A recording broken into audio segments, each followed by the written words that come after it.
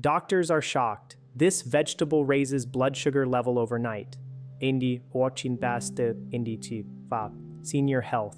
It's a startling revelation that many of us have been overlooking, a hidden danger lurking in our kitchens, masquerading as a healthy food choice. Imagine the scenario. A neighbor, following their doctor's advice to embrace a healthy, vegetable-centric dinner, experiences a dramatic overnight spike in their fasting blood sugar, soaring from a respectable level to a concerning 240. This isn't a fictional tale, it's a stark reality for individuals managing their health, particularly those concerned with blood sugar levels. The culprit? A seemingly innocent vegetable, likely sitting in your very own pantry right now. This isn't just about one isolated incident, it's about a broader misunderstanding of how certain vegetables impact our bodies. We are about to unveil the 7 vegetables that can elevate blood sugar levels more rapidly than a sugary confection, ranking them from concerning to catastrophic. Among these, there's one vegetable that takes the dubious honor of raising blood sugar even more aggressively than a glazed donut,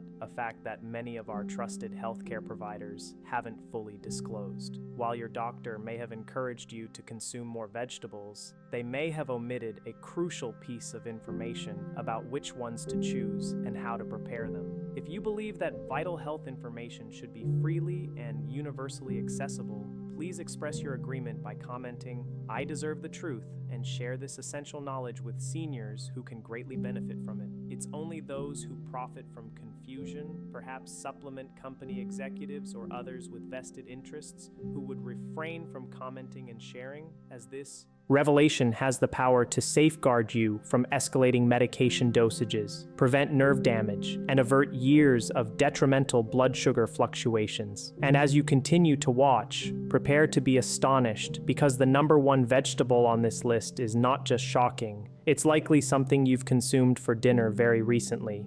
The intricate workings of our bodies are complex, and not all vegetables are created equal when it comes to their metabolic impact. The often overlooked truth is that some vegetables are so densely packed with starch that our digestive systems break them down into glucose at a pace that rivals table sugar. White potatoes in particular stand out with their exceptionally high glycemic load. Consequently, a seemingly benign baked white potato can provoke a more significant surge in blood sugar than a decadent glazed donut. Let's delve into the mechanism. When we consume these starchy vegetables, our bodies initiate a rapid breakdown process, converting them into glucose within a mere 15 to 30 minutes. This influx of glucose then floods our bloodstream. Our pancreas, in response, goes into overdrive, releasing a torrent of insulin in an attempt to manage this glucose overload. However, after the age of 60, our cells become significantly less responsive to insulin, with a reduction in sensitivity reaching as high as 70%. This diminished responsiveness means that the excess glucose lingers in our bloodstream, wreaking havoc and damaging delicate tissues it encounters, including our nerves, kidneys, eyes, and heart. What is truly alarming is the widespread advice given to individuals with diabetes to consume more vegetables without a clear distinction between the types. Starchy vegetables, in contrast to their non-starchy counterparts,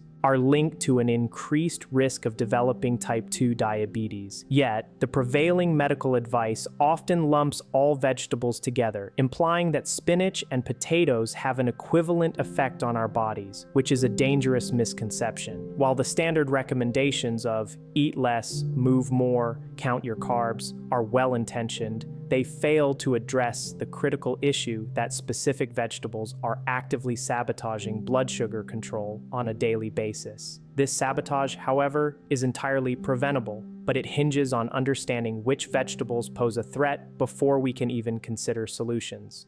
The key to navigating this complex dietary landscape lies in understanding the glycemic index, a crucial tool that measures how quickly a food elevates our blood sugar levels. A score below 55 is considered low, 55 to 69 is medium, and 70 or above is high. Many people erroneously assume that all vegetables fall into the low glycemic category. This assumption is fundamentally flawed. Certain vegetables register scores higher than cakes, sodas, and even foods that individuals actively avoid for fear of impacting their blood sugar. When these high glycemic vegetables are consumed, especially in the evening, blood sugar levels can remain elevated for extended periods, triggering inflammation, damaging blood vessels, and exacerbating existing diabetic conditions. The critical distinction lies in how starchy vegetables affect us individually. Some can be managed with specific preparation methods, while others should be entirely avoided. A select few, however, will undermine blood sugar control regardless of how they are prepared.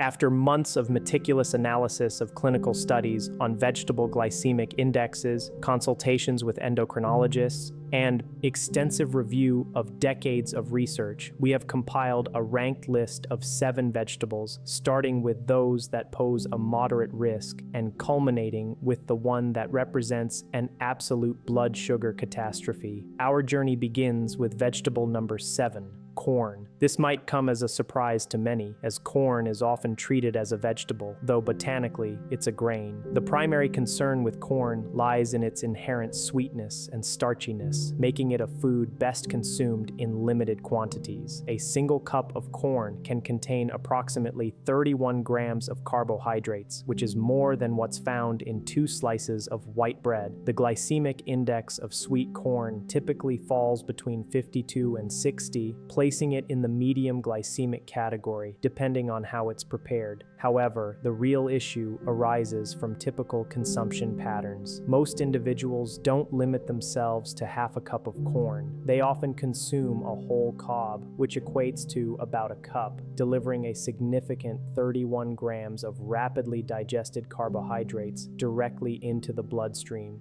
Furthermore, the common preparation methods for corn often exacerbate the problem. Boiling corn with butter, while adding fat that can slightly slow digestion, still results in a substantial carbohydrate load. Grilling presents the same issue. Canned corn is often even more problematic due to the frequent addition of sugars. The underlying mechanism is straightforward.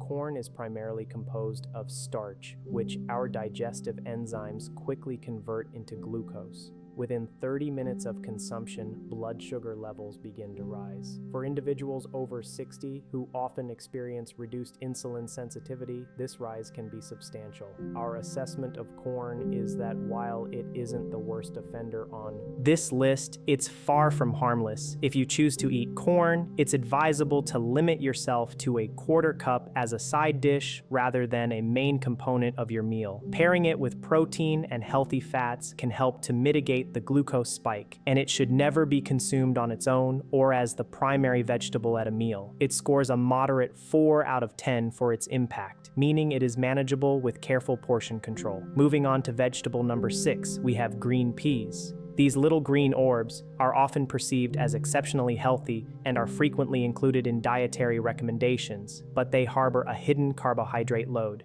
Green peas contain more carbohydrates than most other green vegetables. A cup of cooked green peas can pack around 21 grams of carbohydrates and a surprisingly high 8 grams of sugar. Their glycemic index ranges from 48 to 54, which technically places them in the low to medium category. However, the challenge lies in how peas are commonly consumed. They are often eaten in cupfuls, incorporated into casseroles, rice dishes, or mixed with pasta, leading to a rapid accumulation of carbohydrates. Moreover, the sugar content in peas is notably high for a vegetable, and this sugar is absorbed quickly, contributing to an overall glucose spike. Research indicates that while the fiber present in green peas does offer some benefit by slowing digestion, the sheer volume of carbohydrates can still significantly impact blood sugar levels, especially in individuals with diabetes or pre-diabetes. A common oversight is consuming peas as part of a meal already rich in carbohydrates, such as rice or pasta. This creates a carbohydrate on carbohydrate situation, leading not just to a spike, but a surge in blood sugar. In conclusion, green peas are not as detrimental as some of the vegetables yet to be discussed.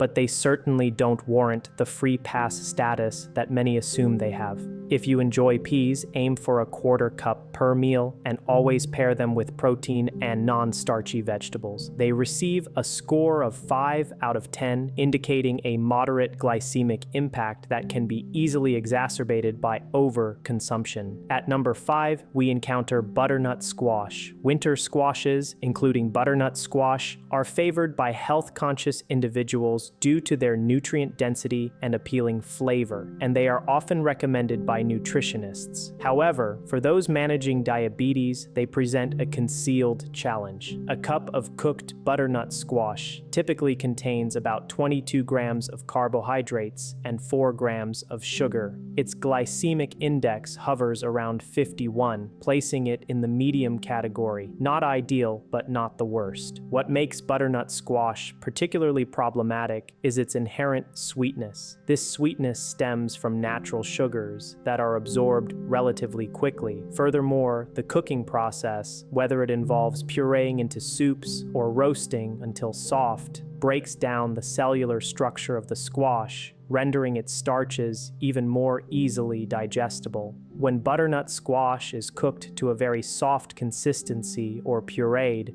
its glycemic load escalates significantly. Pumpkin, despite its rich nutrient profile, also exhibits a high glycemic index when overcooked or pureed, and the same principle applies to butternut squash. Studies on winter squashes reveal that while they offer valuable nutrients like beta-carotene and potassium, their impact on blood sugar in individuals with diabetes is substantial enough to warrant caution. A more significant concern is the typical serving size. A bowl of butternut squash soup can contain 2 to 3 cups of pureed squash, translating to a staggering 44 to 66 grams of carbohydrates in a single serving.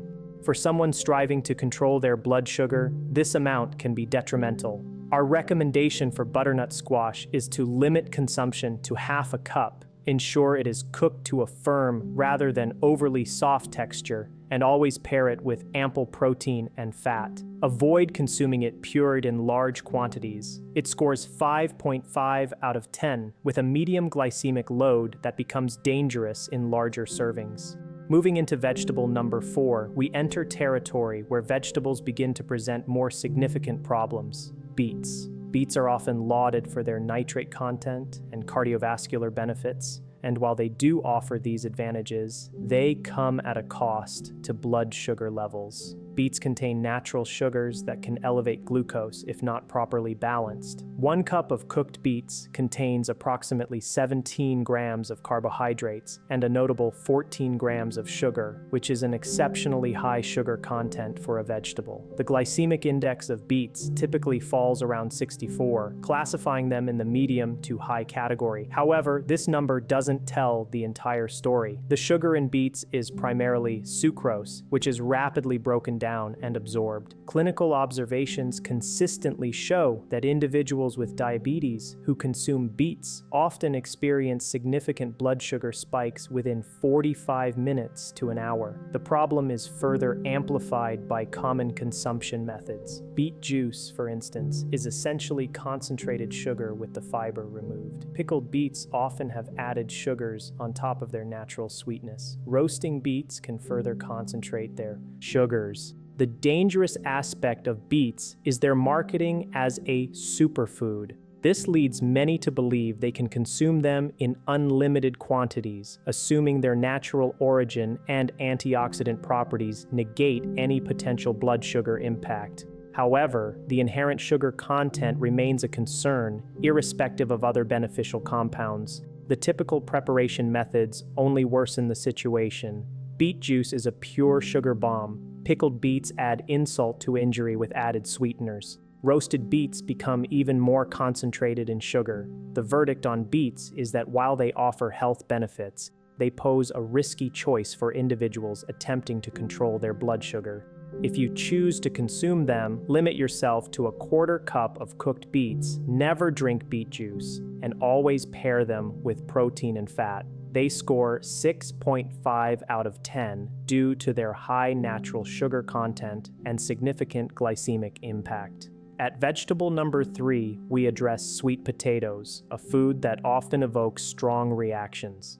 Sweet potatoes are widely praised in health circles and are frequently recommended in diabetic diet articles and by nutritionists as a seemingly healthier alternative to white potatoes. However, the undeniable truth is that sweet potatoes still pose a blood sugar challenge, albeit a less severe one than white potatoes. A baked sweet potato typically lands in the upper end of the medium glycemic index range, with scores varying from 44 to 94 depending on the variety and preparation method. One medium sweet potato contains approximately 27 grams of carbohydrates and 5.5 grams of sugar. A crucial detail often overlooked is that the popular orange varieties tend to have higher glycemic indexes compared to their white or purple counterparts. Research confirms that while sweet potatoes may be a better choice than white potatoes, they still induce measurable blood sugar increases in individuals with diabetes. Studies examining postprandial glucose responses have shown that sweet potatoes cause significant blood sugar elevations, though not as dramatic as russet potatoes. The preparation trap is another major factor. Most people don't consume sweet potatoes plain. They are often topped with marshmallows, drizzled with honey, or mashed with butter and brown sugar, each addition compounding the glycemic impact. Even without these additions, a large baked sweet potato can deliver 40 to 50 grams of carbohydrates, equivalent to more than 3 slices of bread. For individuals over 60 managing diabetes, this can be enough to send blood sugar levels soaring into the 200s. Therefore, while sweet potatoes are an improvement over white potatoes, they are not entirely safe.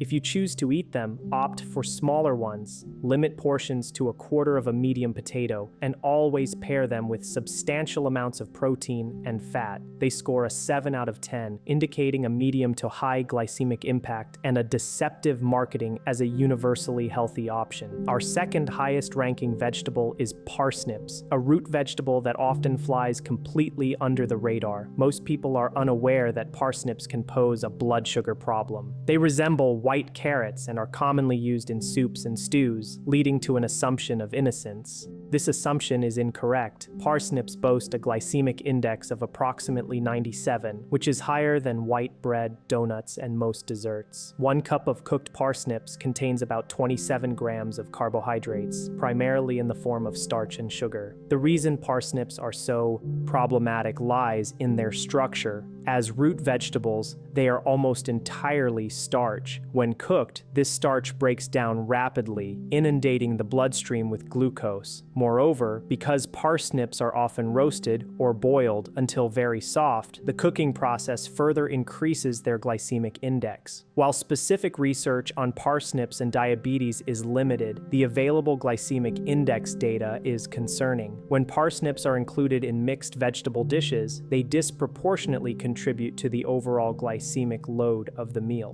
What makes parsnips particularly dangerous is the lack of warning. They don't appear on typical avoid lists and are often found in recipes marketed as healthy, leading people to consume them under the false impression that they are making good dietary choices, only to experience unexplained blood sugar spikes. The common preparation methods exacerbate the issue. Roasting parsnips until caramelized, a process that involves browning sugars, intensifies their impact. Mashing them into soups further breaks down their structure, making the starches even more accessible. Our strong recommendation is to avoid parsnips entirely if you have diabetes. They offer no significant nutritional advantages over truly low glycemic vegetables, and their blood sugar impact is far too severe to justify their inclusion in a diabetic-friendly diet. They score an 8 out of 10 due to their extremely high glycemic index and hidden danger. And now we arrive at vegetable number 1, the absolute worst vegetable for blood sugar control: white potatoes. Specifically, russet potatoes are the primary offenders, but all varieties of white potatoes present significant issues. The shocking truth, which doctors often fail to emphasize sufficiently, is that white potatoes, in particular, possess a very high glycemic load. As a result, a baked white potato can elevate blood sugar levels even more than a glazed donut. Let that sink in. More than a donut. The numbers are stark. Potatoes fall into the high glycemic index category. A cup of them can impact your blood sugar in a manner comparable to a can of soda. The glycemic index of russet potatoes ranges from 85 to 111, depending on preparation, which is unequivocally off the charts. One medium-baked russet potato contains about 37 grams of carbohydrates. The true problem, however, lies in how quickly your body digests these carbohydrates compared to other complex carbohydrates. These rapidly broken down carbs flood your blood with sugar, causing a swift and significant spike. To illustrate the mechanism, potatoes are predominantly starch. When cooked, this starch gelatinizes, meaning its structure breaks down. Digestive enzymes, particularly amylase, then aggressively attack this gelatinized starch, converting it into glucose molecules within minutes. This glucose enters your bloodstream in a massive wave. The consumption of foods high in amylopectin, a rapidly digestible form of starch, leads to a rapid surge in blood glucose levels, which is highly undesirable for individuals who are pre-diabetic, diabetic, or obese. Potatoes are brimming with amylopectin. What makes potatoes uniquely catastrophic is how cooking methods amplify their impact. Heating potatoes makes their starch even more digestible, leading to elevated blood sugar. Baking a potato at high temperatures results in the highest glycemic impact. Mashing potatoes completely breaks down their cell walls, rendering the starch even more accessible. The research on potatoes and diabetes is damning. One study found that women who consumed large quantities of potatoes had an increased risk of developing diabetes. Another study indicated an 11% rise in diabetes risk for each daily serving of white rice, and potatoes exhibit similar effects. The glycemic index of pure mashed potato was a staggering 108, a score as high as possible. Pure glucose is rated at 100, making mashed potatoes demonstrably worse than pure glucose. Clinical studies vividly illustrate the severity of this impact. When individuals with diabetes consume potatoes, their blood sugar spikes within 30 minutes and remains elevated for 2 to 3 hours. This prolonged elevation contributes to inflammation, damages blood vessels, and accelerates diabetic complications. Inside your body, the process is as follows. Within 15 minutes of eating a potato, glucose begins to flood your bloodstream. By 30 minutes, your blood sugar can surge by 60 to 100 points. Your pancreas releases massive amounts of insulin to cope. However, for individuals over 60, cellular insulin response is diminished, allowing glucose to persist in the blood. By 60 to 90 minutes, blood sugar levels reach their peak, often registering in the 200s or even 300s for many people with diabetes, all from a single healthy vegetable. This onslaught damages your blood vessels, overburdens your kidneys, and affects your eyes. The aftermath is equally problematic. After 2 to 3 hours, the massive insulin response eventually brings blood sugar down, but it frequently overshoots the mark, leading to hypoglycemia, which triggers intense hunger and cravings for more carbohydrates. This dip in blood sugar stimulates hunger and a desire for more high glycemic foods, perpetuating a cycle of blood sugar spikes and crashes. This cycle is profoundly detrimental to metabolic health. What makes potatoes truly unforgivable for diabetics is their pervasive presence in our diets. French fries, mashed potatoes, baked potatoes, potato salad, hash browns, potato soup, chips. Restaurants serve them with virtually every meal. They are inexpensive, filling, and can be addictive. Doctors have been woefully inadequate in warning individuals about this. They advise eating more vegetables without differentiating between broccoli and potatoes, or suggest portion control without explaining that even a small potato can be excessive. The research is unequivocal. High potato consumption can lead to a sharp rise in postprandial blood glucose concentrations, ultimately resulting in pancreatic beta cell dysfunction or exhaustion and the onset of type 2 diabetes. The pancreas literally wears out from the relentless glucose load imposed by repeated potato consumption. Before you fall into complete despair, there is a scientifically validated method to mitigate the catastrophic impact of potatoes, albeit to a limited extent. Research has demonstrated that chilled potatoes elicit significant reductions in glucose and insulin levels at 15 and 30 minutes. Cooling cooked potatoes converts some of their digestible starch into resistant starch, which resists digestion. When a potato is cooked, refrigerated for at least 12 hours, and then reheated, its resistant starch content increases by 2 to 3 times. This resistant starch travels to the large intestine, where it is fermented by gut bacteria rather than being absorbed as glucose. Clinical studies show that this preparation method can reduce blood sugar spikes by 25% to 40%. However, the harsh reality is that even with this preparation, potatoes remain problematic.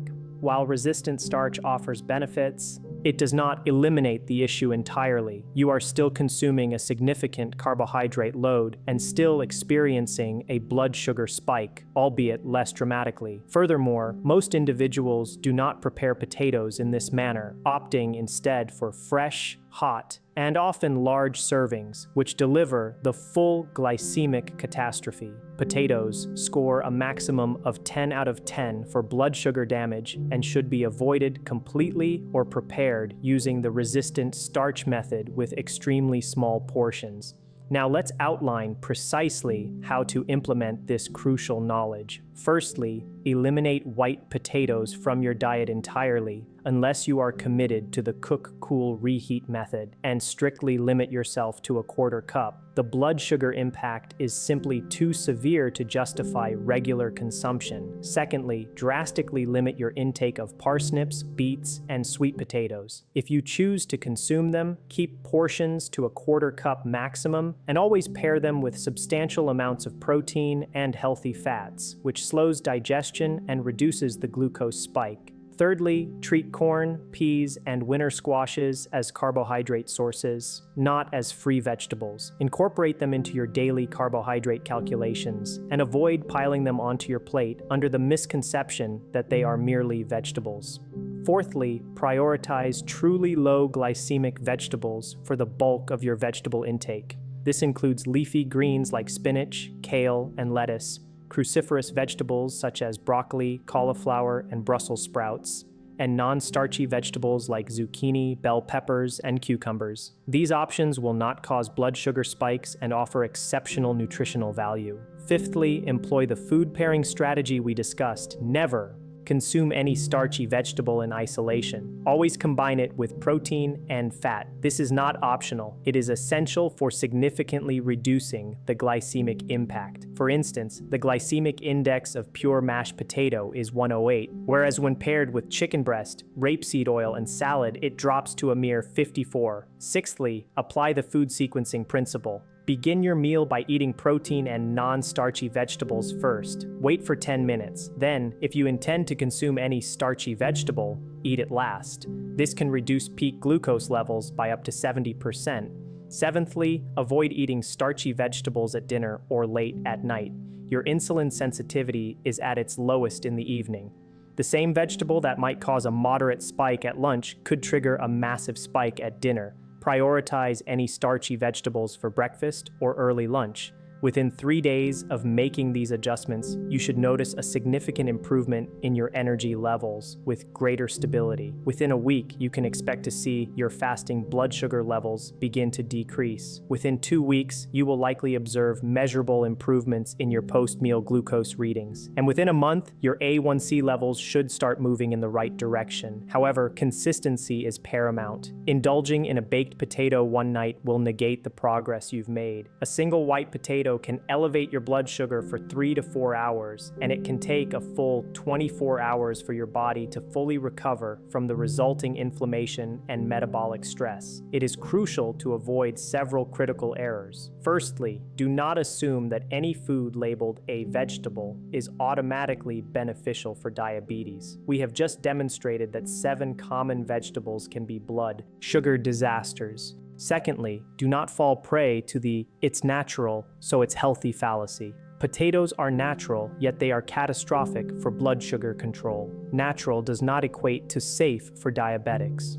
Thirdly, never underestimate the importance of portion sizes. Even seemingly better options like sweet potatoes will cause a blood sugar spike if consumed in their entirety. Portion control is incredibly significant when it comes to starchy vegetables.